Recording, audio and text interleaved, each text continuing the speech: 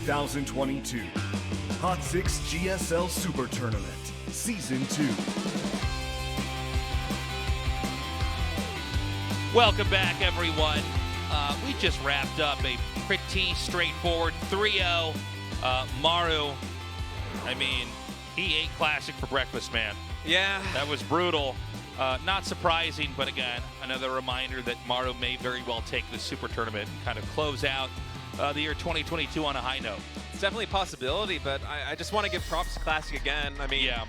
3-0, but game one, game two, I kind of liked what we saw out of Classic. I think he might be working his way back to getting into the form that he had before he entered military service, and I'm hoping that we see more out of him next year because we all know that he's capable of it. Yeah, he might need some more time. And again, Maru's been so unbelievably consistent in different eras of the game. It's hard to really weigh where Classic is if he goes up against the guy who is probably going to win the tournament. Yeah. This next one could be an interesting one. ByuN versus Armani. Yeah, this is another kind of mismatch. I think maybe not so much as Maru versus Classic, yeah. But ByuN versus Armani, I mean, no disrespect to Armani, but ByuN just seems to absolutely have his number. I was looking up these guys' like stats head-to-head going up against each other, and they've played maybe 100, 150 games over the course of their career, and ByuN's won like 70 or 80% of them. And on top of that, like, not even just speaking historically, but ByuN this year has been playing really well. I mean, he hasn't had kind of like the top finishes that you usually expect out of him, but every GSL season he's getting top 8 or top 16. I think he also got top 8 or top 16 at GSL 9, if I'm not mistaken. So he's in very good form. Yeah, he's been playing very solid. So I'm thinking that this one, more likely than not, is going to be a 3-0 or a 3-1 in ByuN's favor. Maybe Armani will surprise us a little bit. I feel like there's a little bit more of a chance for an upset in this match than Maru versus Classic, but ByuN is just such a killer in TVZ that I have a hard time seeing Armani walking away from this one with a win. Yeah, ByuN very active, very in your face.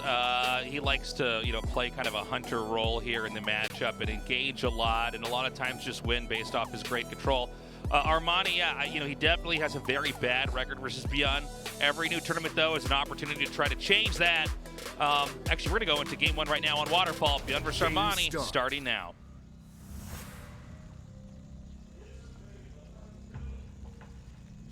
Terran, ByuN.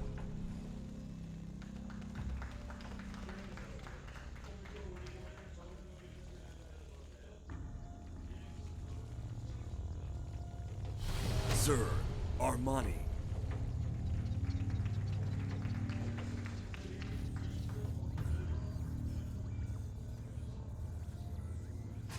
This is kind of a nightmare matchup for Armani, though. You're familiar with like that website, Ligalac, that has like all the stats for StarCraft 2 players and that kind of thing, right?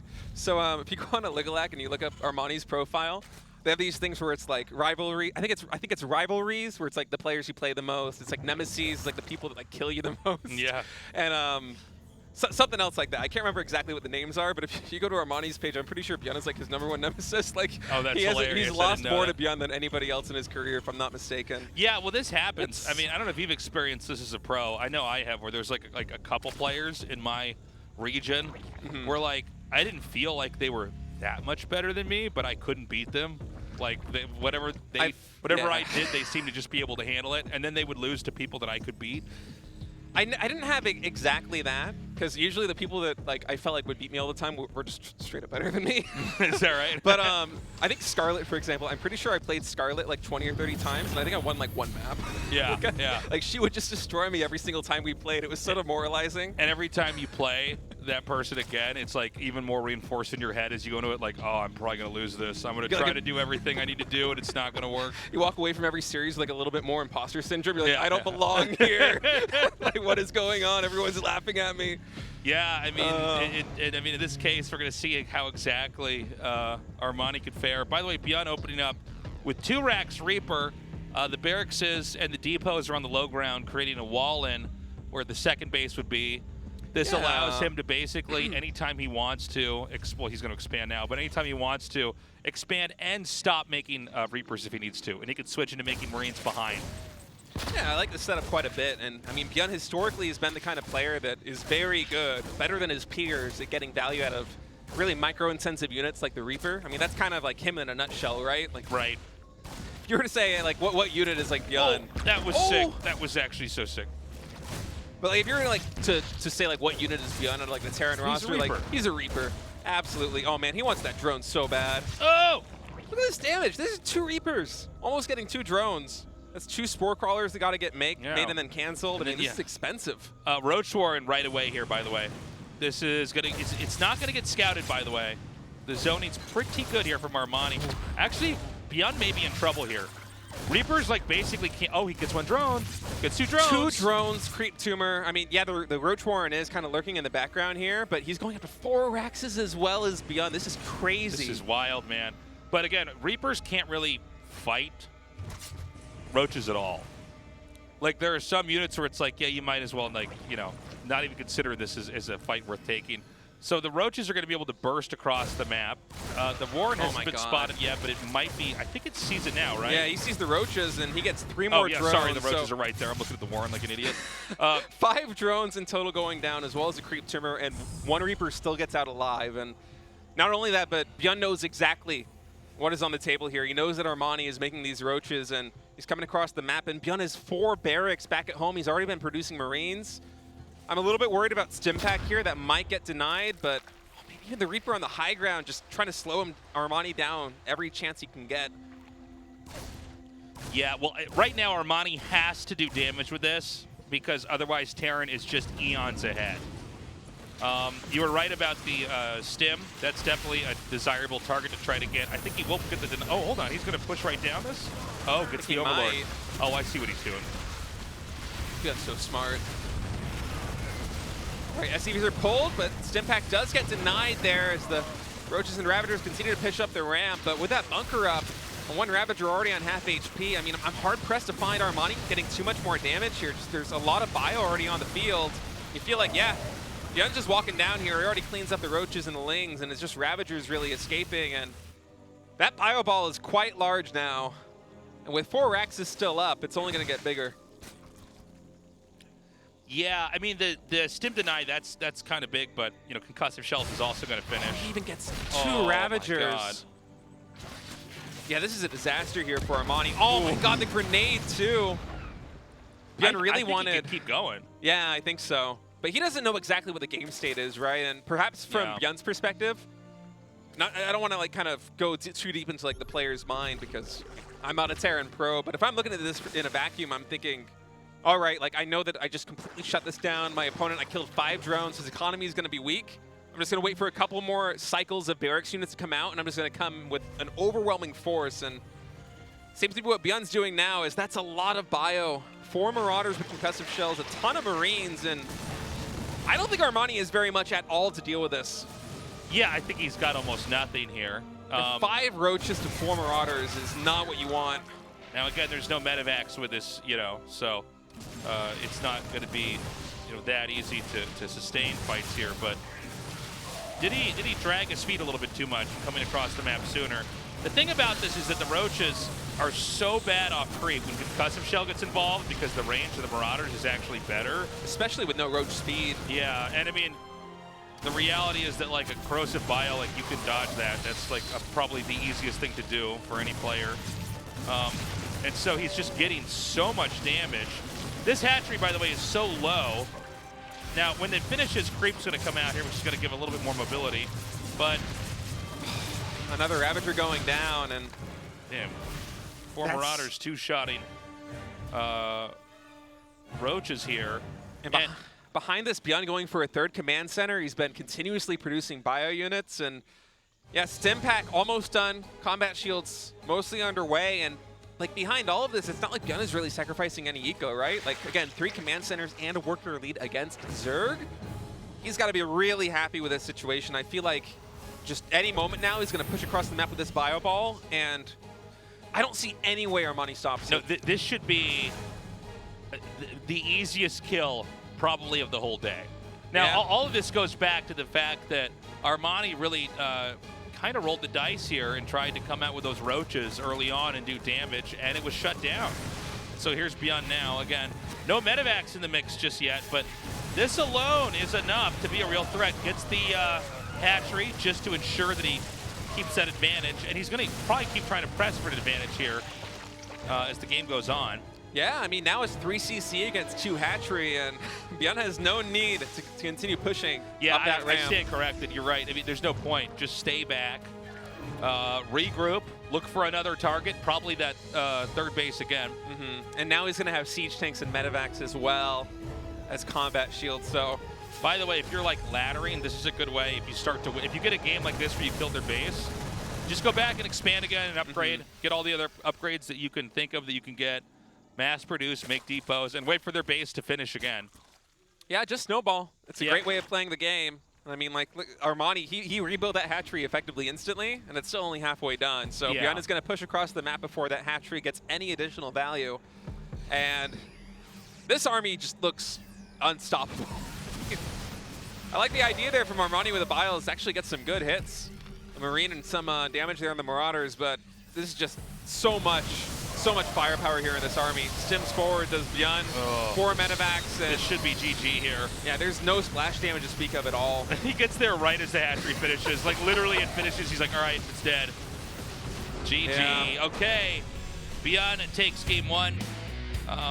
You know, the early part of that game was a lot more important, than the later part. Yeah, that game went off the rails like from minute 2 or 3, it felt like. I mean, Armani went for one of the most aggressive openings you can do in this matchup, which is the Roach Ravager push. And I think it was not a bad idea, considering it was Reapers and 2 Raxes at the natural with the depots there. I mean, there's a lot of ideas that, you know, if you can get in there and kill those depots and start to hit the Marines at the production, that can be huge. Yeah, I mean, he even got the stim pack, right? But the problem was that those 3 Reapers from ByuN got so much damage in. He killed a Creep Timber, he forced 3 Spore Crawlers that had to get canceled, and he killed 5 drones in total, which is beyond what you planned for in like the best case scenario in any practice game, right? I mean, that was almost game winning just from the get-go. Yeah, I mean, it was just, I don't know. I mean, there's, you know, you take risks like that early on, and it's hard to ever get into a normal game from that. This best of 5 continues on with game 2 on Data C. Let's do it. Game start.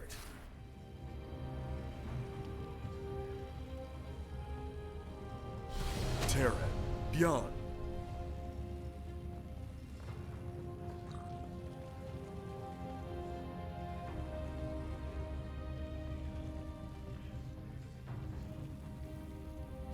Zerg, Armani.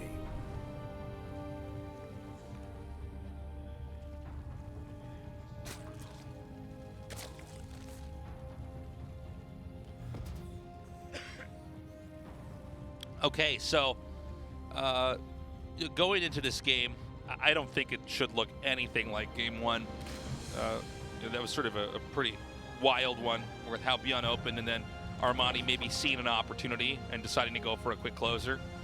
Although it does seem like Armani, especially when he's not that confident, does try to, instead of playing the defensive, I'm going to get a head game, he likes to try to do the counterbalance, where he really, you know, he sees your weakness and tries to press you for it. And I've seen it backfire for him a couple times in tournament matches we've casted here at GSL. Yeah, it's definitely one of his strengths, is kind of going on the aggressive and getting the advantage that way, but it's just a little bit of a stylistic mismatch against ByuN, who's another player that really likes to kind of play with that aggression and have a lot of units out early. Yeah, he likes to get in fights, he likes to micro against you, he likes to engage, and so I think that's one of the problems, is that you're going against a guy who usually wins fights that other people don't win. And I love this planning coming out of ByuN as well. I mean, game number 1, he went 2 racks Reaper opening into 4 racks before Factory. And game number 2, CC first. Just kind of going complete 180 here. We love this kind of stuff. In the openings. It's total greed now, after total aggression in game 1. It's, honestly, it feels like it's one of the builds that just has the highest win rates in like TBZ that at least that we see out here in GSL. I feel like we didn't get to see it that much last season at the end of the season, which I was kind of surprised by. But yeah, from everything that, you know, my memory tells me, and just looking at the way that you can get an edge with the quick CC, I feel like if it's done correctly, it's so punishing for the Zerg. And it seems like the Zerg would have to react in such a way as almost to like blindly counter CC first. Exactly. But that, you know, it seems like no Terran is going CC first more than 50% of the time. Right, so there's a little bit of a kind of numbers game there going on where it's like, as Zerg, do you really want to gamble and try and throw a wrench in the CC first plan and then walk into like 2x sweepers? Because if you try to blindly counter CC first, they just play normal and then you lose that way. And so this seems to, in fact, out of almost all the matchups we cast here at GSL, this seems to be one of the sharpest openings at the start of a game where like Terran just has a lead out of the gate. Yeah, it definitely does seem that way from my perspective as an observer, but specifically, it's not even like the 2cc and a 3cc build that we see very often. It's like the 2cc and a 2-base all-in strategy that we see come out of Terrans. I feel like that's the best one. Yeah, I don't like quick CC into like a third CC. I'm like, what are we doing? Yeah, I'm very much a fan of, kind of crafting a build that leads to a specific power spike early. Like you try to find some kind of discrepancy where the difference between whatever you're building towards and your opponent building towards, you're going to have kind of a big gap in the power of your armies. And I mean, maybe that's kind of my Protoss brain, because a lot of Protoss, when you're kind of playing, is you're trying to craft a build, or, like what I would do is like steal a build from like Parting or SOS that pikes up. Oh my goodness, hold that thought actually. We have a ton of speedlings coming in, but man, ByuN really quick with the trigger there, pulls the SCVs back to the natural ramp, and 2 SCVs do go down, but Armani not able to find too much damage there. And I was caught a little bit too much brainstorming. Suddenly a ton of lings catch in. That was like a jump scare for me almost. No, I had the same thing. I was looking at you, and then I looked down, and I just see lings about to spill up into the ramp. By the way, that totally didn't work. Yeah, 2 SCVs go down. But, I mean, Armani, he gets a good idea of what composition ByuN is going for, right? And he didn't really lose too much going for that. There's like 15 drones or 11 drones or something popped after that. But going back to my point earlier, I mean, I love these strategies that go to a big power differential. And it kind of seems like that might be where ByuN is angling. There's no third command center going down yet.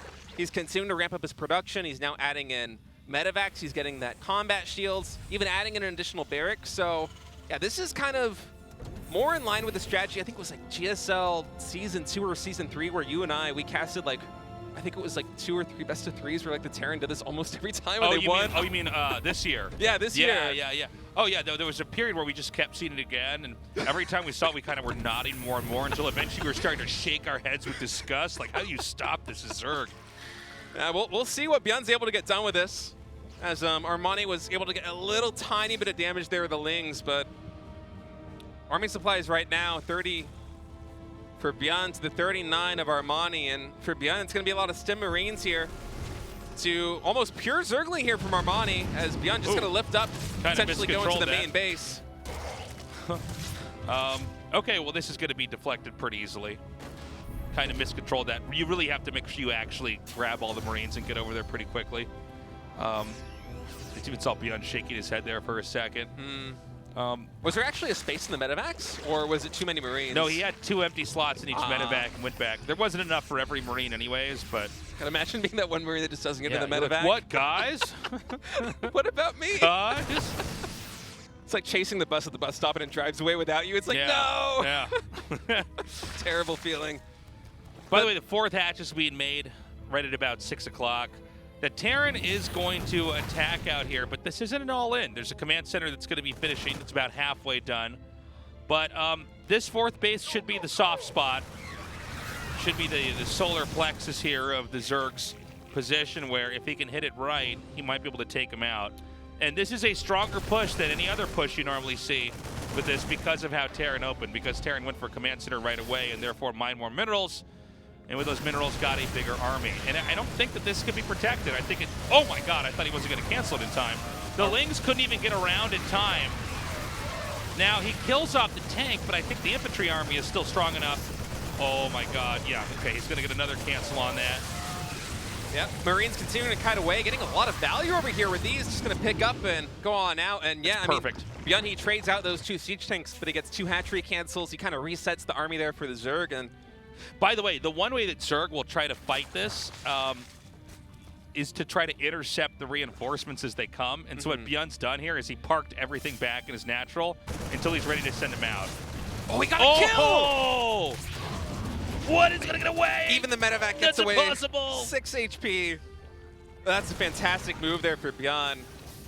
And one of the reasons why this worked is, yeah, I mean, It's not a 2-base all-in as we've seen before in the past. There is a third command center now going to take the third base here for ByuN, but ByuN did delay his engineering base, so he had a little bit more infantry. He added that extra barracks.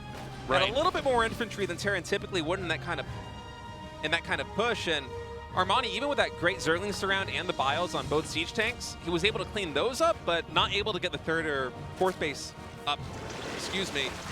And ByuN now in a fantastic position, 125 supply to 129, and I'm really liking this opening here for him so far. I feel like ByuN is about halfway to winning this. That is like, again, the most textbook way to just kind of get that lead that you wanted, is to get that fourth base. And he got it actually a couple times, and even got a kill on it once. Now this does make harass like this kind of hard because there's not that many positions that you are, not that many openings, I guess you could say, you can find when the Zerg's just defending on 3 bases and slowly remaking that fourth. We do have a Hydra Den being teched into here. Armor and range attack are being upgraded, which surprises me. And Infestors are being made. So I think he's trying to concoct an army that might be able to swing a fight. Yeah. In the game. It's not, it's, I guess you'd say with air quotes, proper tech. But what he's trying to do is basically engineer something that might be able to take a fight and swing the game into his favor if ByuN kind of blindly overextends. But things are already picking up. I mean, the tanks are already sieged. 4 of them, by the way. He's about a screenshot away from being in range. He's going to continue to move these tanks forward now. Been doing a good job of cleaning up the creep as well, as he wants to continue to contest this fourth base. And the Infestors are out, but I don't think they have enough energy for Fungal yet. And oh man, the Queen's going down to the third hatchery as well there for Armani. Every single one just floating up into oblivion there. Is Armani now going to try and focus here on the right side flank? But I mean, 4 siege tanks plus all of these Marines, it's tough, and those Infestors now finally have enough energy. Yeah, you know, the problem is that he's losing at the fight that we're not watching here. Yeah. As much as the Zerg's barely holding on to the other one, we're kind of seeing Zerg tear at the seams here. I think the Ravagers can take out the rest of the tanks, no problem. But the cost is so high here for Armani. I mean, the worker counts are even. ByuN is setting up his 4th command center. You know what, though? I mean, he didn't really kill any hatches. Wasn't that many drones killed either. He didn't, but ByuN has a worker count leaded right now, and the Queen count got completely reset there, as well as, I mean, Armani, like, he's teched into Infestors, and I think he only has 2 of them, and he just used 1, maybe 2 biles, or Fungals, excuse me, so I'm really worried about this follow-up push here from ByuN. I mean, he's already ballooning up to 90 army supply, and Armani, he has like 20 plus roaches. His army is mostly Roach Ravager, and his army supply is almost less than the Terran, which is never what you want to see. Yeah, this is pretty rough. Zerg kind of stuck with a lot of these Roach Ravagers now for the time being. 4th base, I mean, it's not going to be bothered for a while now. Zerg's going to try to take a 5th. This is a very far away location from the rest of the creep. Yeah, so this is a very unattractive spot to try to fight from. I'm just hard-pressed to find any way that Armani wins this next engagement. I mean, this isn't even ByuN's whole army. He's setting up another 2-prong attack here on the north side as Armani does intercept that with those roaches, and now a ton of queens actually here in the main base. Man, he reproduced a lot of those queens. ByuN now dropping into the third base, going to try and focus down the hatchery. Roaches coming in. Hatchery getting really low HP. Oh my god, he's going to get it! No transfuse is available. He picks that off. Meanwhile, another fight over here. A quick dodge there on the biles. 1 tank remains in the back. I think ByuN needs to dial it back a little bit here. Armani back down to 3 mining bases as ByuN now continuing to pressure over here at the 4th base, which is now the 3rd base here for Armani. There's Hydralisks and 1 Viper assisting these Ravagers, and ByuN back at home just continues to macro up as we see him balloon all the way up to 90 army supply, and yeah, he will be able to get those siege tanks, but once again, I mean, the macro from ByuN is so powerful right now, and Armani really needs to get some counter damage in, so here we go, coming in with the Roaches on the 4th base. I love this counter pressure, but I'm worried, man, if these Roaches go down. Oh my god, and there's no escape for them, really. It's going to be cleaned up very easily, and you know, there's not a lot that Armani can afford to give up unless it's a really efficient trade on his side. And I think we are going to see this next push come out here and probably trample Armani. Yeah, I mean, unless Armani's able to work some magic here with these lurkers, I feel like he's kind of on his last legs. I mean, he's been on 3-base economy for the longest time now, just finally resetting up that new hatchery. But ByuN's army is just so powerful. I mean, this is a max Terran army coming into a push, a Zerg that is effectively on a 3-base economy. And the Zerg not even maxed right now with Lurkers, which are really hard pressed to defend multiple locations. We once again see, I mean, ByuN coming over here on the 4th base, just continuing to derail the economy of the Zerg. We'll see what Armani's able to make happen here, trying to defend. But this Bio army is just so strong. Yeah, another hatchery falls. It just seems like, you know, the walls are so badly closing in, man. This is so brutal. Hatchery goes down, and I mean, you know, he's getting squeezed from every side. The Vipers go down. We should see GG, as there's just no way to recover from this. And now he's going to center step forward through the army, taking this out. ByuN lost so much to those 2 Lurkers. It's actually insane. Yeah, it was quite a bit. I mean, that might prolong this game a little bit, but the fact of the matter is that Armani's economy is just kind of in the dumpster right now. I mean, he just loses hatchery after hatchery after hatchery, and ByuN did throw away a good bit of bio. I think he wasn't really expecting those Lurkers to be there. He is going to have to lift off his 4th command center. And yeah, the Lurkers did catch him off guard. You've got that right, causing him to overextend a little bit. But again, I mean, Armani is still just on a 3-base economy. He's bleeding drones, and that might have bought him a little bit of time, but now losing these Lurkers, it feels like, as you said, the walls just continue to close in. This is so brutal, man. Yeah, we saw him just bum rush the Lurkers there, too. It's not often you can see a Lurker try to get away from a Marauder with a concussive shell and just see how fruitless that endeavor is. In a way, I mean, Armani kind of catching a little bit of momentum there with the Lurkers turns around and feel kind of bad, because it's kind of like you get a little bit of a light at the end of the tunnel, where like you clean up the Terran army, but instead like you're just gonna die a slower death. It's brutal. It's a hard position to be in here for Armani. I mean, he's trying everything he can with these Ling and Roach counterattacks to get some damage done, but the economy for ByuN just continues to roll on as this army just continues to get better and better, and now 8 Ghosts entering the composition here for ByuN. I'm not sure if Armani has any answer for this. Yeah, well, Lurkers, you know, it's hard for them to combat Ghosts, right? The tanks are going to be pulled forward, so that's part of the equation. You can see the snipes coming down here now. Transfuses to counterbalance that. Oh, this hatchery. This has been a crazy game of whack-a-mole here. Yeah, that's really what it is. Yeah, we're just seeing so much go down over and over again. And then Zerg somehow lives through it, only to then be in the exact same position as before. Well, ByuN finally cleaning up that army as he mops up.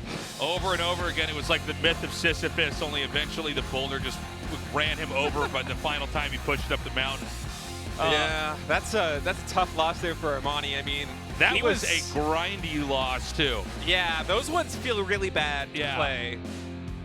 I mean, it's kind of like a mental, like you're just getting chipped away mentally in those kind of matches, right? I mean, Armani, he's been in the booth dozens, if not hundreds of times, so his nerves are kind of steeled for this, but still, it doesn't feel great. It's just Solar back there with his pajama pants on for some reason. Hey, get comfortable, right? Yeah, that's the way to do it. But ByuN right now, just in a commanding fashion. I love the build order plan that we've seen out of him there in game number 1, the 2 racks Reaper into 4 racks. Game number 2, going for the CC first, delaying the engineering bays, getting a ton of damage in with the extra bio. He's playing the series very well. Stargazers is going to be map 3. I think one of our players, magically, probably Armani's requested a break, but we'll be getting into that in a second here. Yeah, I think ByuN showing how to handle a series very well. Super aggressive play against a player he's beaten so many times before, with a victory there into CC first. Right. This is a great way to kind of ebb and flow through a series where Armani is never able to get into a game early on that he wants to play, and then ByuN just navigates it from there.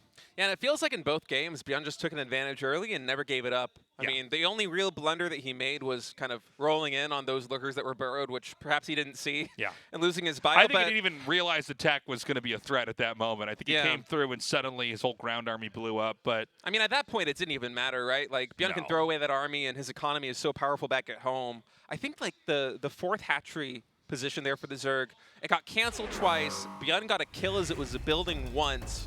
And I think it went down like maybe 2 more times. I don't know how many games we've had where we've seen a hatchery get not only canceled, but also killed like 5 or 6 times in the course of like 15 minutes. It's just absolutely insane. ByuN on another level as we're getting ready to go into set number 3 on Stargazers. ByuN up 2-0 in this series. Will he be able to close it out? Let's find out. Game start.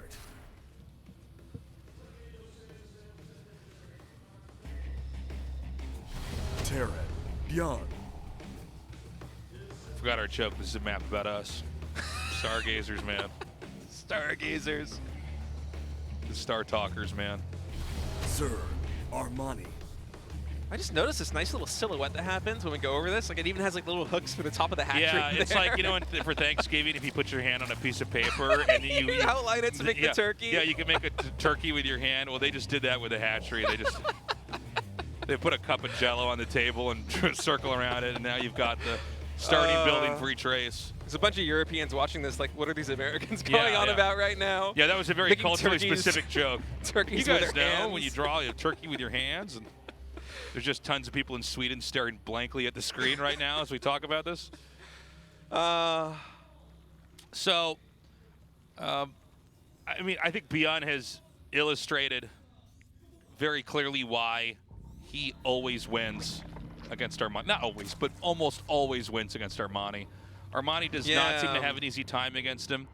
And, you know, game 2, that was a real beatdown game. That was him getting the classic Terran versus Zerg advantage of I've stopped or killed your 4th base. And then he just plays the game out. And Armani actually fought back pretty well. It was kind of remarkable that he kind of sort of grew for periods of the game from there. But basically, ByuN just hammered him so hard for so long, eventually you fizzle out. Yeah, a lesser Zerg would have been cleaned up. I think so. Many minutes earlier than Armani was. I mean, he really fought tooth and nail to kind of try and claw his way back into that game. But yeah, ByuN just continues to have his number. I mean, over the course of their careers, it's, as we said, kind of a stylistic mismatch where ByuN kind of just wins fights that most other Terran players kind of don't win. He's really good, especially in those early game engagements. And Armani's a Zerg that likes to be aggressive. Yeah. So ByuN just kind of continuing to have his number. I think this year now it might be like 19-4 map score in the favor of ByuN. Is that right? Which is just, it's kind of brutal, you know? I mean, that's a tough draw there for Armani here in this bracket as ByuN now coming in with the Reaper, going to try and find some more damage. Now, this isn't the 2-Rax Reaper that we saw in game number 1. Just one, but ByuN is so good at just getting every kind of damage in. I mean, 2 Zerglings already is kind of crazy. I mean, yeah, you know, it's a kind of an ongoing joke here at GSL that, you know, we talk about how this is the best part of StarCraft is the Reaper harassing the Zerg when really it's the worst because almost nothing ever comes from it. But the truth is when ByuN plays, he actually does get damage and things happen with it. Ooh, 3CC coming out of ByuN really quick here. Huh. Yeah, this is kind of a cool way to try to close this out. Now, I would say on this map, this is generally ill-advised because this feels like, although this map does sort of hand you a 3rd base, it also hands your opponent a lot of ways to punish it. It's very droppable. It's very scoutable. But, you know, ByuN, I feel like he's got to be glowing with confidence at this point in time. And I don't think this is a build he would do against anybody on this map other than Armani. Absolutely, and also kind of mixing it up yet again here with his openings. So we saw those the 2-Rax and a 4-Rax in game 1, the CC first in game 2, and now here in game 3 going 1-Rax into 3CC with a factory. And I mean, that's a great build order selection for Stargazers as well, as, you know, he might have that 3rd command center in his main base for quite a while if Armani decides to try and apply some pressure. It should be pointed out that a lot of times when we have the... Oh, hold on a second. There's a...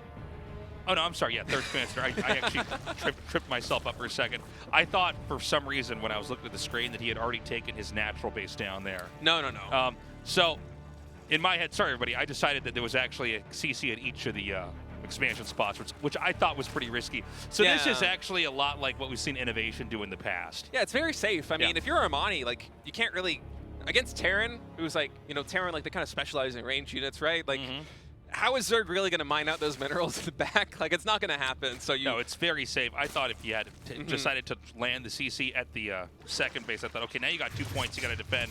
Right. This could be tricky. So this is actually just a very textbook, kind of normal way to play the game. If you're, you know, a good Terran player, this is a build you've rehearsed so many times over and over on ladder. Yeah, if Zerg wants to go for a bust, they're going to have to do it right in the natural ramp or the main base ramp, which is easily defended here from the setup that ByuN has. So loving this build order selection out of him. Armani now going for 2-hatch Spire into a 3rd hatchery. So this is a really fast tech out here from Armani. We've seen Zergs go for this a couple of times here on Stargazers because the map is quite vertical. Oftentimes we can see Zergs get some value out of the mutas, but we'll see if he's able to snowball that some effect. Now, I don't know if ByuN was able to, oh my god, the drones. Yeah, that's actually a pretty incredible catch. Normally we would chalk up the role of Hellions is really just to kind of mitigate creep spread, but to actually come in there and get workers and leave unscathed, all Hellions just, oh my god. Now, oh no. I think we're seeing a little bit of the psychological defeat here from Armani. He's kind of going through the motions, and now this is an unheard of amount of damage to receive, for this phase of the game, especially for what the function of these Hellions is for. And now even the Overseer goes down. It really is, and that hurts more than it normally would in a TBZ because Armani opted to go for a fast tech into a later 3rd base. So, yeah. I mean, his worker count's already kind of low here at 54. He would much rather have that closer to 58 or 60 if those Hellions hadn't gotten damage in, but these mutas going to come in now. There is no turret here on the right side of this expansion, so a little bit of counter damage coming in here from Armani, but it's not going to be able to last too long as ByuN does have a very healthy count of Marines. And Armani behind this, he wants to keep the pressure up. He wants to continue to try to keep ByuN on the back foot here because it's kind of a tenuous situation back at home, especially after losing those drones, right? So adding in another round of Lings, another round of mutas before droning up yet again is he wants to try and hit critical mass where he's able to make plays like this, where he's able to catch Marines that are going to be, oh, hold that thought, actually. This is a huge drop coming in the main base. He's going to march right in here. Now, the mutas are on the way back, but they're actually pretty far away. So can he find a target that's worth kind of focusing down? Oh, he's going to go for the layer. Now, he can actually take advantage. Okay, the pool, that's also acceptable. Oh, this position behind the minerals, too. Armani just caught completely out of position here as ByuN will eventually get cleaned up, but that is a fantastic trade. I was going to say, if he kills the pool off, then it's going to be easier for him to be surrounded. And that gives him a bit of breathing room, too, because, I mean, those mutas, they don't really want to be back at home defending. They want to be applying pressure in the middle of the map. That's 100% right. You want to be killing stuff. You want to be forcing him to make turrets. So when the mutas are forced to defend, and there's actually damage that's dealt over there, that's pretty incredible. Oh! All right. Thought he was going to fly right through that. Get a little bit worried for Armani here. Yeah, ByuN now pushing across the middle of the map. We got to watch the Widow Mines here. That's going to be the most important moment. If those connect onto mutas or maybe just take out an absurd clump of Lings, it's going to be hard to recover. This is 3 base versus 3 base, by the way. So Zerg, we're not even seeing Zerg try to defend a 4th. He doesn't have one.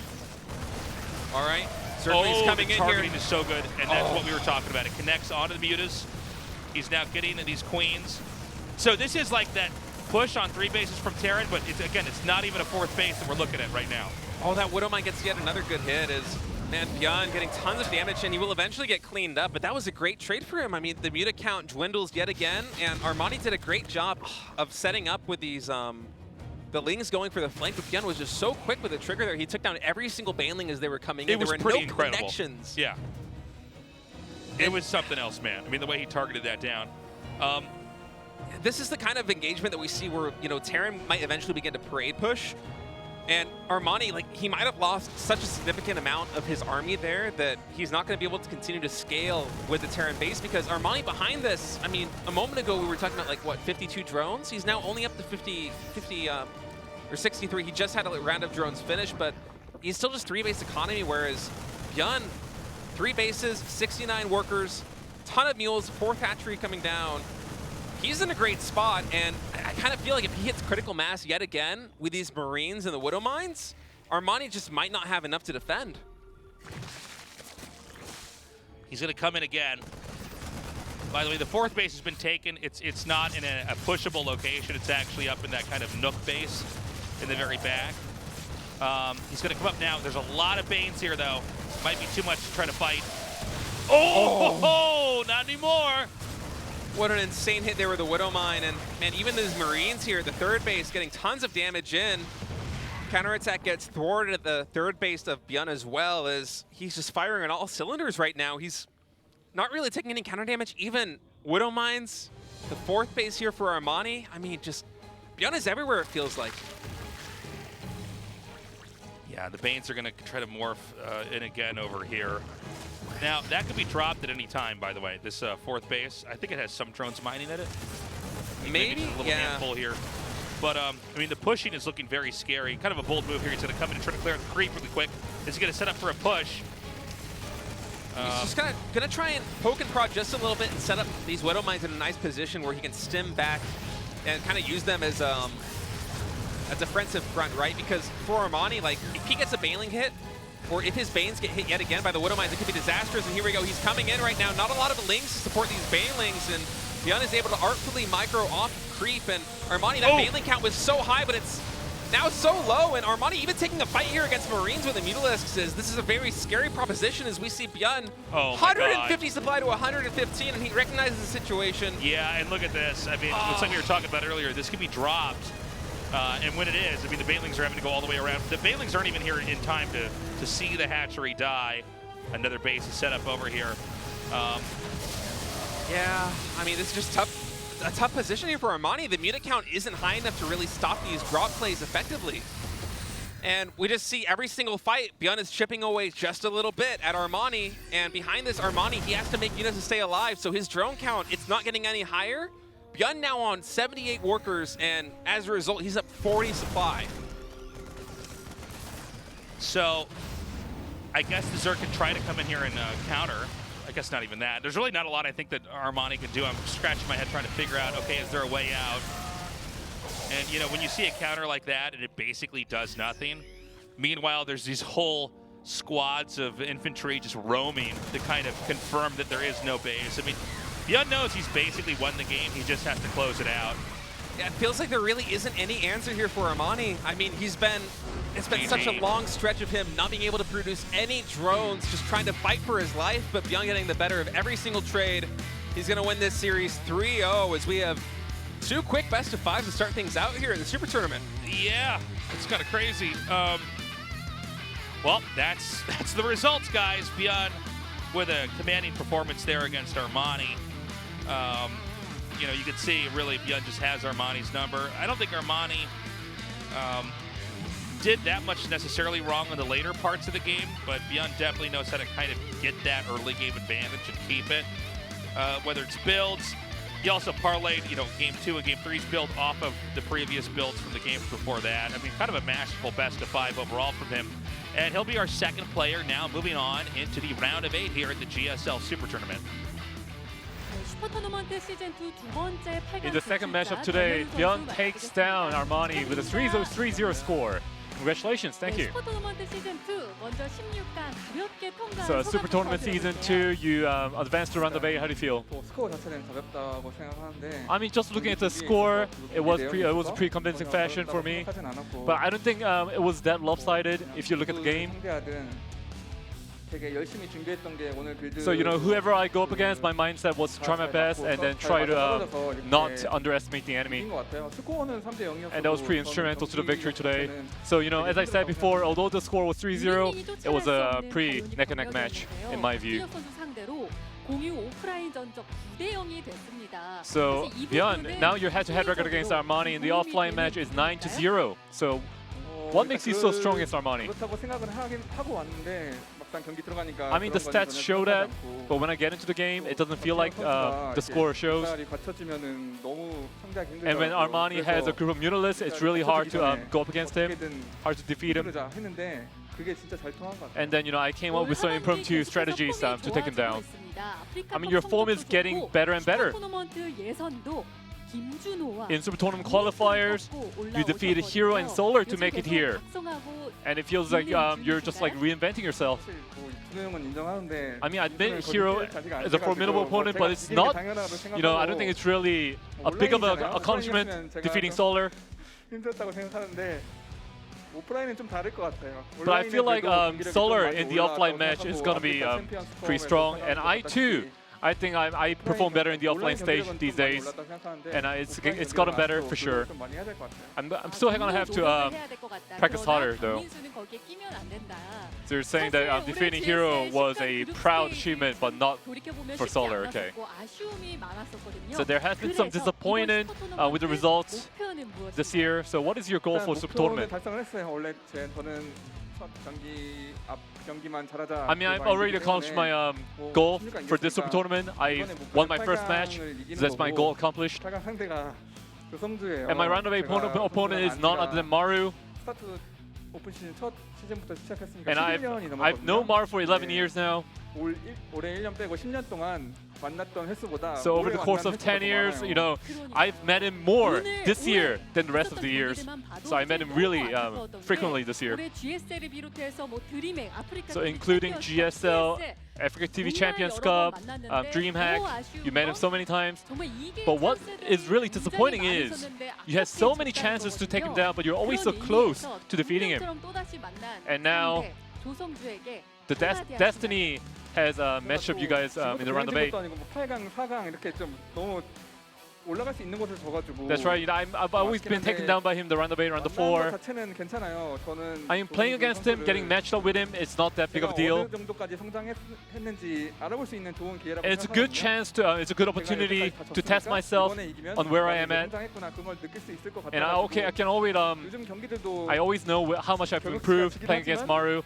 And although I always do lose against Maru, I learn a lot from him. And it's always like I might be able to take him down, and then in the end I lose to him. It's always like that. It's always like a seesaw game. But I'll try to take it down this time in the Super Tournament. That's a boast of confidence from you, ByuN. So anything else you want to say to the fans? I mean, it's an offline stage in a long time. And in GSL, last time I was defeating the round 10. I mean, I want to say a lot of things, but I'll try to keep it short. I'll try to defeat Maru next week and then try to have another interview. Well, ByuN, once again, congratulations on your win today. Thank you. Okay, that's the second match wrapped up. We're going to take a short break before the third match between Creator and Solar. We'll be back very soon.